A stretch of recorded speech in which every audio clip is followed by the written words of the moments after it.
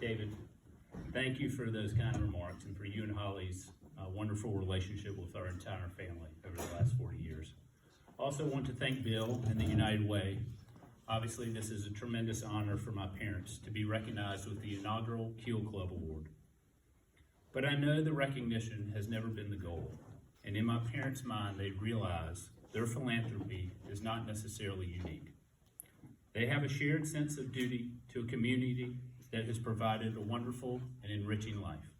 They're grateful for their friends throughout Elizabeth City and all the amazing colleagues they've worked with to help build a business over the last 37 years. Bill wanted us to give some anecdotal stories about our childhood and Britt and I's perspective on our parents' philanthropy, what has shaped it and how it's evolved. As a child, most of this is remembered in bits and pieces, but several memories are clear, such as always waiting for Mom and Dad to come home from whatever nightly meeting they had before having dinner as a family. The countless vestry, St. Philip's, United Way, or food bank meetings. I also have a distinct memory of going to 4-H livestock auctions as a child, and I enjoyed every minute of it. The smells, the excitement of the auction, and just being with Dad. The mechanics and reasons were fairly confusing to a 10-year-old boy. Dad would buy a steer or pig, but we never got to take it home. And I remember having a discussion with Dad on the way home one night, just why did we bid on something we don't need, and in my mind, never really saw the benefit from. And Dad's reply was very simple. We need to be a part of this community. It's the right thing to do. Mom serving on Altar Guild or Dad going into his study to put a check in an envelope every Sunday became as much a part of the routine as the service itself.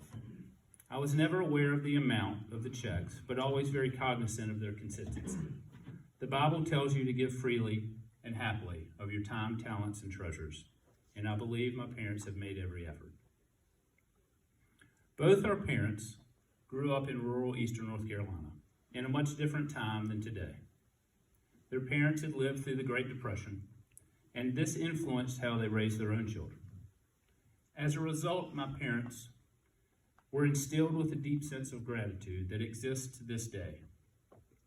The expression, "to whom much is given, much is expected," was used countless times in our house growing up.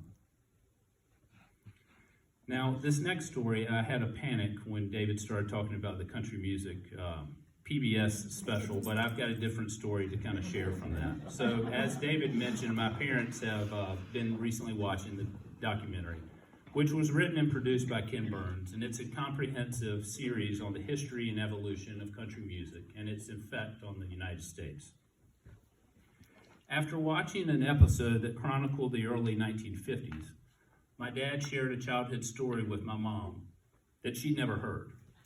Now, as I'm sure you can imagine, after 53 years of marriage, those stories have become surprising. Those stories that are surprising are fairly rare. As a child, my dad, alongside his brother and older sister, would sing and perform as a group at their church and other local gatherings. They would sing popular songs from the 40s and 50s with the occasional gospel song. All of this has become something of family lore, as I have a hard time envisioning Dad as a child performer at county fairs. But there are some pictures, so I believe, directionally it's correct. Watching the documentary must have triggered a memory in my dad's mind, and he said to Mom, I only remember them passing the plate once after we sang. Now you may, as I did, this observation explains why singing was probably never a long-term career goal. Thankfully. But Mom asked the obvious question. Well, Bruce, how much did you make? And Dad's response was telling, as always, and he said, I don't remember exactly the amount, but I know it was enough to buy Mama a big cookie. So you see, Dad's mom, my grandmother at the time, had missed this particular performance because she was in the hospital giving birth to her 6th child. But Dad's first thought was to buy something for his mom that was in the hospital. Empathy and generosity have been cultivated over life experiences, but I believe the foundation of these characteristics were innate with both my parents at a young age.